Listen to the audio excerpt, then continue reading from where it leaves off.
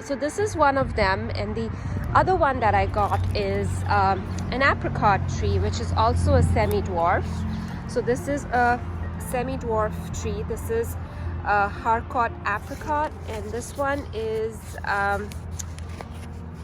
one of the best apricots. Sweet, juicy, and rich flavor. It's great for colder areas because of its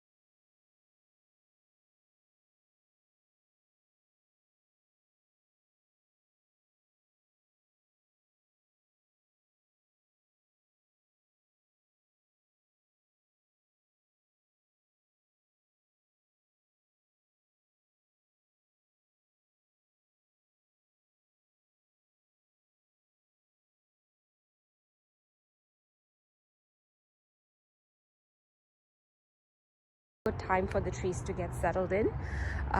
So yeah, that's what I'm going to be working on today, and I wanted to take you along.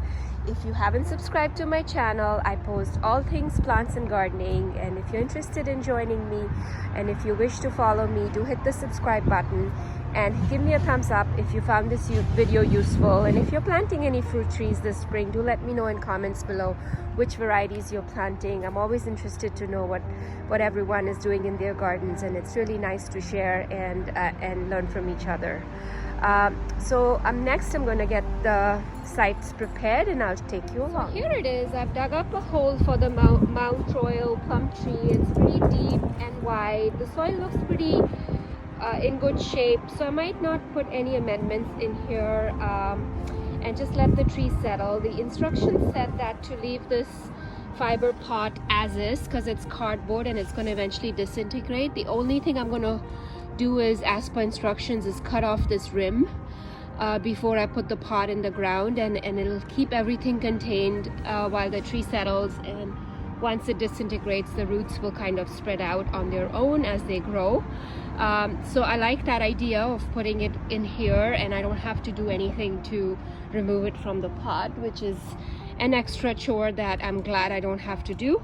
So it's just going to be as easy. I'm going to put it in this hole and I'm going to backfill it, and I'll take you along what I'm doing. So here it is. I've cut off the edges of this pot and I've placed it in the hole. One thing to remember with trees is that do not bury them deep.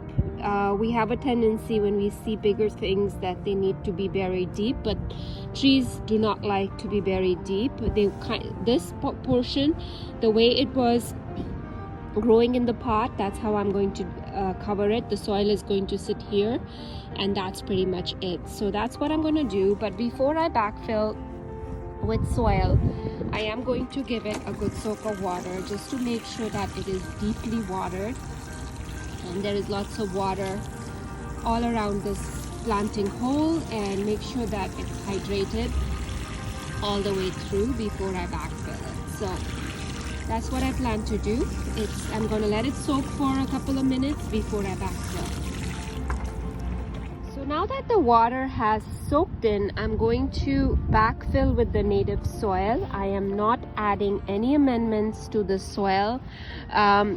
For me personally, when I plant trees and shrubs, I like them to adapt to the native soil, and that's what I do. I do not add anything artificial or fertilizers or root starters to them, because it's kind of nice.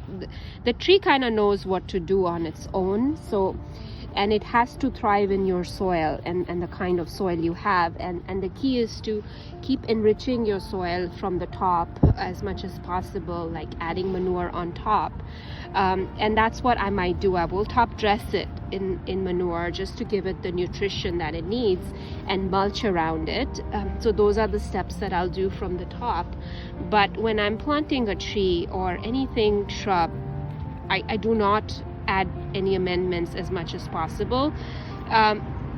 The only thing I add is composted cow manure if I need to, or if I have it on hand and I want to use it, I will add a little bit of it.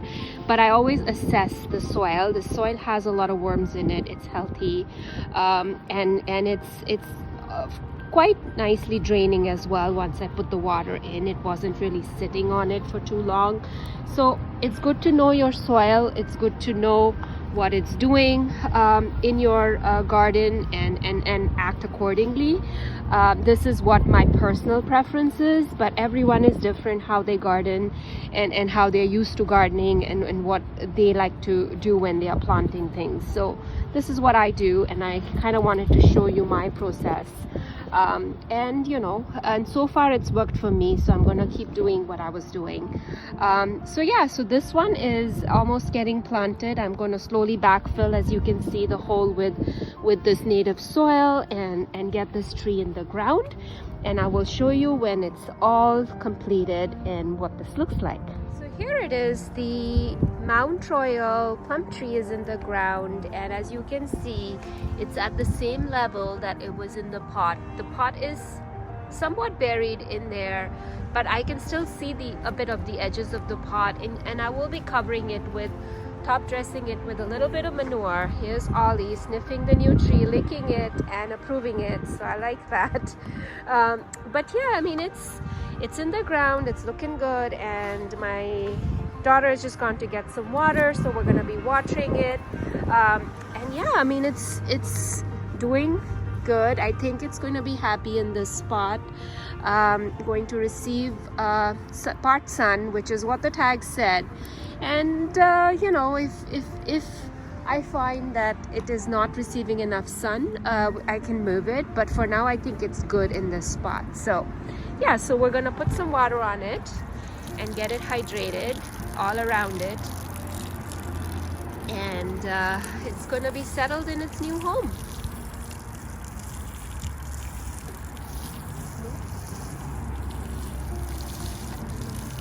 Happy Earth Day, everyone. So here it is, the apricot tree is also in the ground.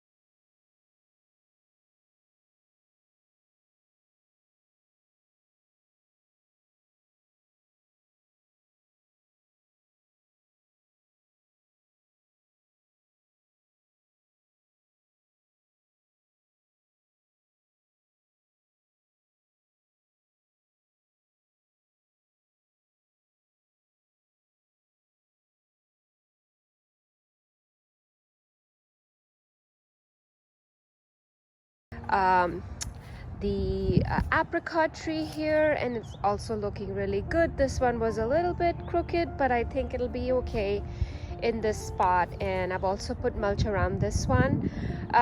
So I just wanted to thank you guys for watching this video. It's beautiful this morning, and I wanted to show you what these trees look like. They are looking happy and settling in their new home, and I can't wait for them to leaf out and grow. So thank you again for watching. It's slowly starting to break here with spring, and things are starting to green up a little bit, and I am looking forward to doing a garden tour soon. So with that, I hope everyone is having a fabulous day, and thank you again for watching.